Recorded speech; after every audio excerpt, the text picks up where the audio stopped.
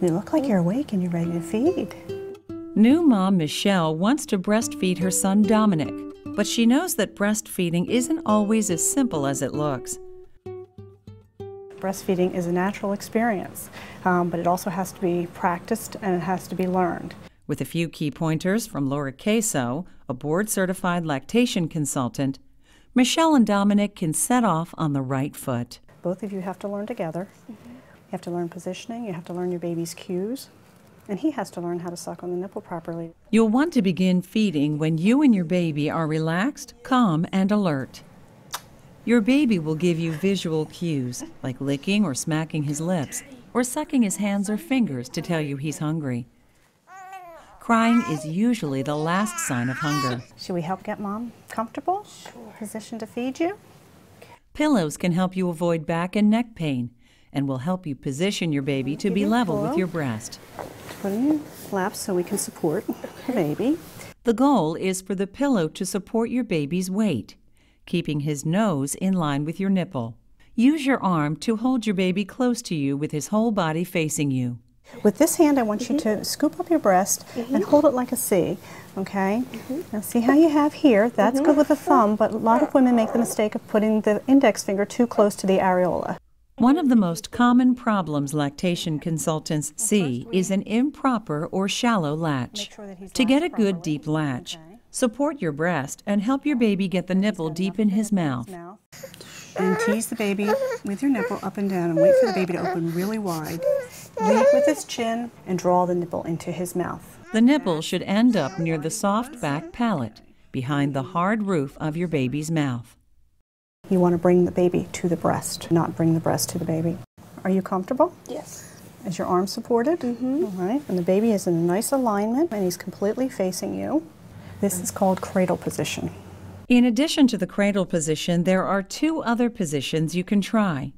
With a football or clutch hold, your baby is placed on a pillow next to you. This position is good for newborns because it supports your baby's head. It's also good for women recovering from a C-section and those with large breasts.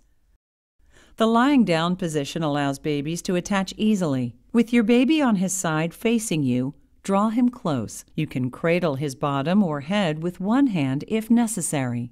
Once you get home, this can be a good position to do. You can get a little bit of a rest.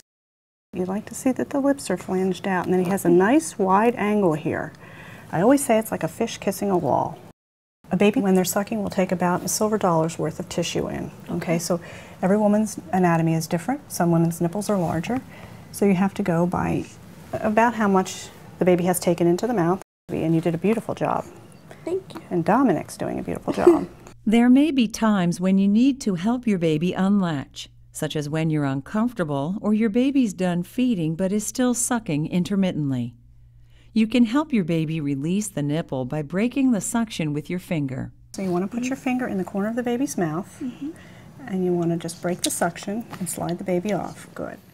If your baby's fallen asleep while feeding and you don't think he's had enough yet, you can encourage him to start up again. You can tap the baby under the chin, just a couple little taps just to remind him while he's there, moving the chin on the nipple, and he'll feel that in his mouth, and they'll usually start up a little bit again. It's also normal for babies to go through spurts where they want to feed frequently. They will do some feeding frenzies in the first few days. The baby will want to feed maybe every hour for a few hours in a row.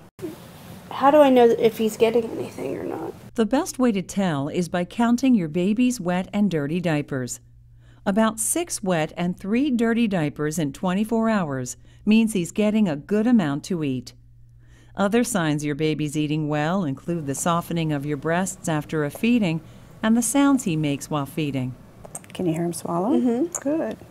Means he's transferring milk. And how long will he nurse? Babies can nurse anywhere from 5 minutes to 45 minutes. We try to let the baby tell us how long the baby needs. Most babies will fall asleep and self-detach when they're full. In the first days and weeks, new mothers may experience nipple soreness, which can be eased by applying breast milk or nipple ointment. If soreness persists, your baby may not be positioned or latching well. A lactation consultant can help. You might also experience engorgement. Normal fullness is to be expected, but engorgement is not normal. Okay, engorgement is a very hard breast, can be very, very lumpy. Milk has a difficult time passing through the breast when it is engorged. The best thing to ward off engorgement is frequent feedings. For engorgement, you can use ice in 10-minute intervals on the upper breast after each feeding. If your baby isn't able to drain your engorged breast, try hand expressing some milk or use a breast pump to relieve the discomfort. If you develop a fever or a hot red spot on your breast, call your doctor. These can be signs of an infection known as mastitis. Perfecting this partnership may take some time. Positioning, practice, patience, and persistence. If the mother meets those 4 P's, usually she will have a successful breastfeeding experience. I think we got it, Dominic.